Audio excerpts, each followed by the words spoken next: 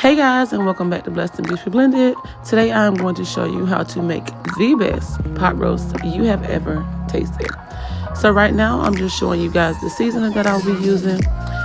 Most of the time I just go in my cabinet and I just pull out what I'm feeling that day.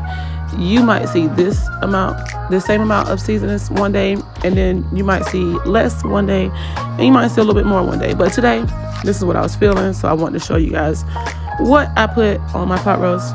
All right, and the way I season, I just, cover all of the sides. I go down with all my seasonings, and I just make sure I cover all of it because I just want to make sure it has a good flavor.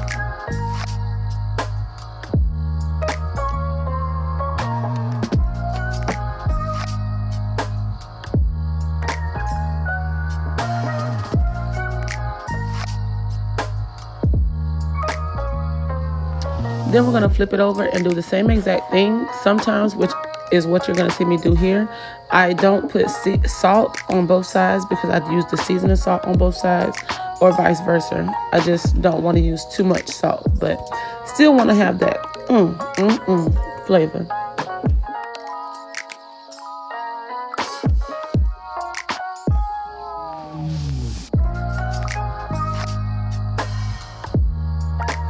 Now we're gonna cut up some peppers and some onions. If you want to, you can add the red and the yellow just for color. But I'm just gonna be using some green peppers and some onion. And gonna get it chopped up real good. And you can dice this however you want to. You can go across and dice it the other way as well. But I like to have the onions and peppers in there. And before you say it, girl, I know in the comments you're gonna be talking about my ashy hands, but when I'm in the kitchen, I wash my hands so many times, so that's why we got ashy knuckles. But let's just get back to this food though.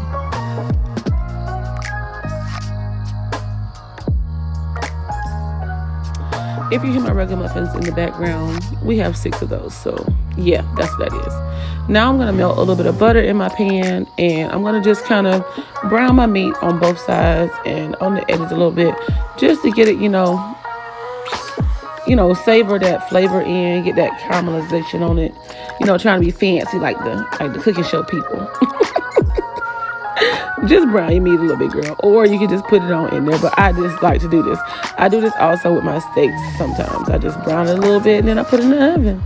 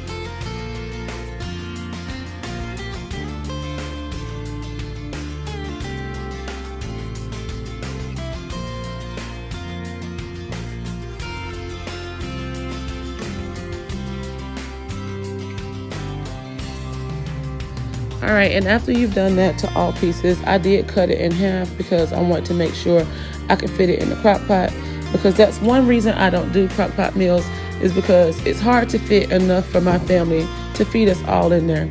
But I'm going to see if I can start fitting some crock pot meals in here and there. If you'd like to see more, put in the comments what you like to see me cook, and I'll try my best to get to it.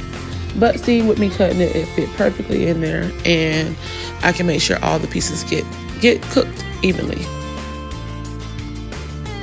All right, now let's get to these onions and peppers. We're just gonna throw them in that we had left in there after cooking the meat. Let them get that seasoning from that meat, and just stir them up there and get them sauteed real good.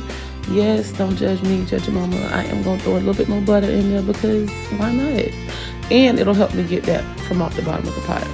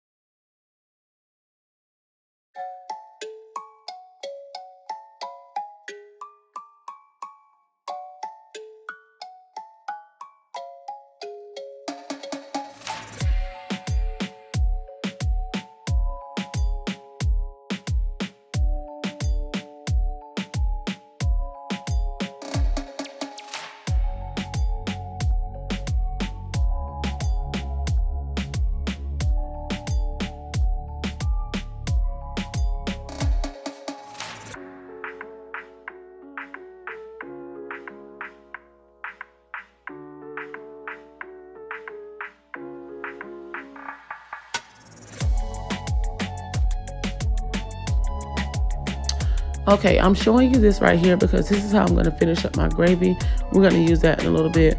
On the side, I'm mixing that. It's beef bouillon. You also can find chicken bouillon, and you can make kind of like a broth. So on the side, I'm mixing all-purpose flour. There you go. And I'm going to mix it together, and you'll see us use that in a few more clips. Just hold tight.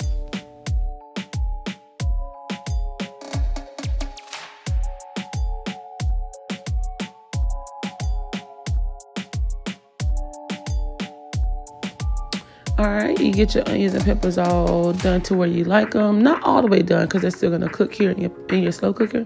And you just throw it right on there. Some people put it on the bottom, but I like to just put it in there because I'm going to be mixing it around anyway. Turning my meat over to make sure all sides get done. So I just throw mine right on the top. Make sure I take all the air out of the bag and close it down. I'm going to let that sit for a minute, and now I'm opening it up. Like I said, going to turn it over. And it's almost done. It's almost done. It's almost done. So I'm going to go ahead and add the flour and bouillon mixture that I showed you to give that juice in there a little bit of thickening to make my gravy.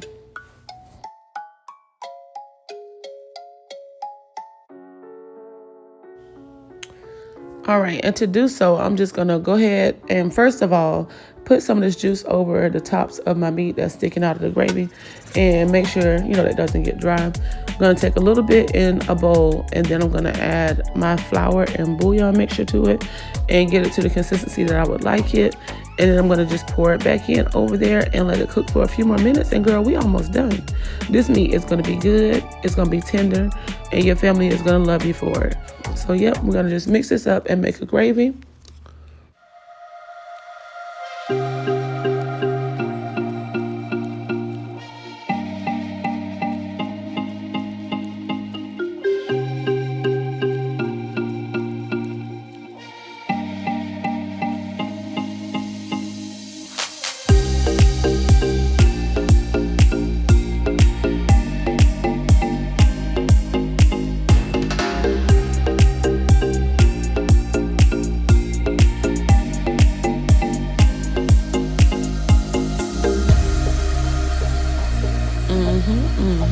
Look at that, honey. She almost done.